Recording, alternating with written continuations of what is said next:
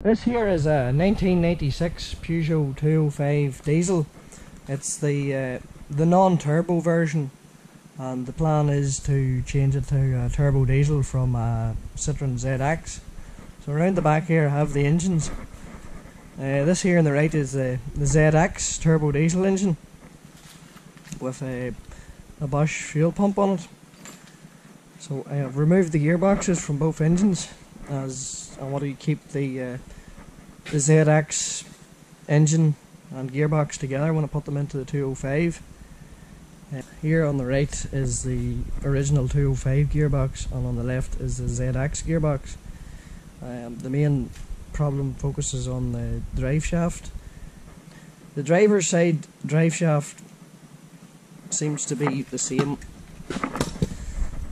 This is the original 205 drive shaft going into the 205 gearbox on the driver's side. Goes in fully, no problems there at all. On the ZX gearbox, it goes in fully too, so on the driver's side that's not really a problem. The problem starts on the passenger side. This is the cup from the ZX drive shaft, the equivalent part from the 205, the original one. Side by side they look quite similar. The diameters are the same, splines, same amount of splines, everything's the same. Only this distance here is 7mm longer on the 205. So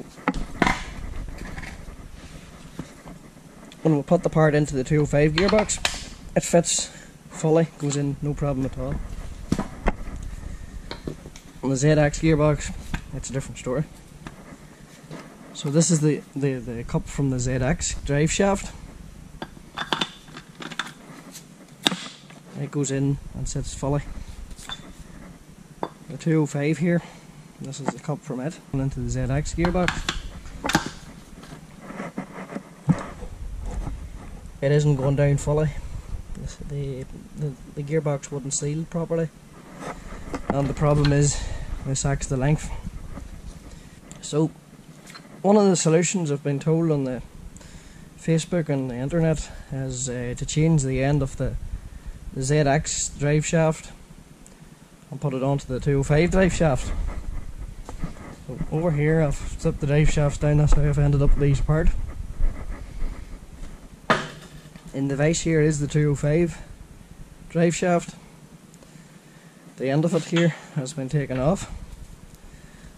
That's the end that's meant for it. This is the same part but from the ZX drive shaft. It doesn't fit, it's bigger. There is some speculation as to whether this is an aftermarket drive shaft. That's maybe why this isn't fitting. There has also been suggestions that these here bearing ends, put them onto the 205 tripod end, but they're considerably larger. I'm not sure if this is an aftermarket drive shaft at the 205 head, because this boot style seems unusual. I'm not exactly sure how it changes.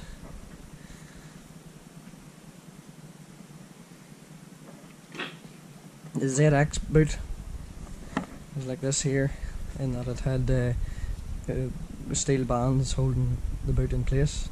This 205 drive shaft here, the end that goes into the cup, it has a diameter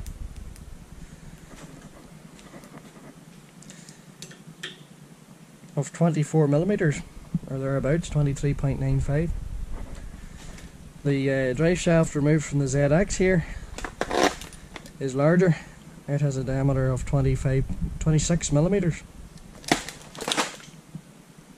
The reason that I want to keep the drive shaft, the original drive shaft from the 205, is that this part here, which goes through the wheel hubs, is a smaller diameter than this part of the drive shaft which has come from the Citroen ZX.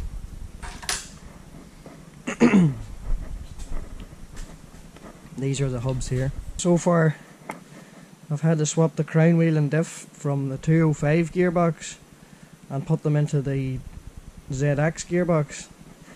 That allows me to fit the passenger side drive shaft from the 205, keep the 205 drive shafts original, they haven't been changed, So that fits into this gearbox completely, or fully.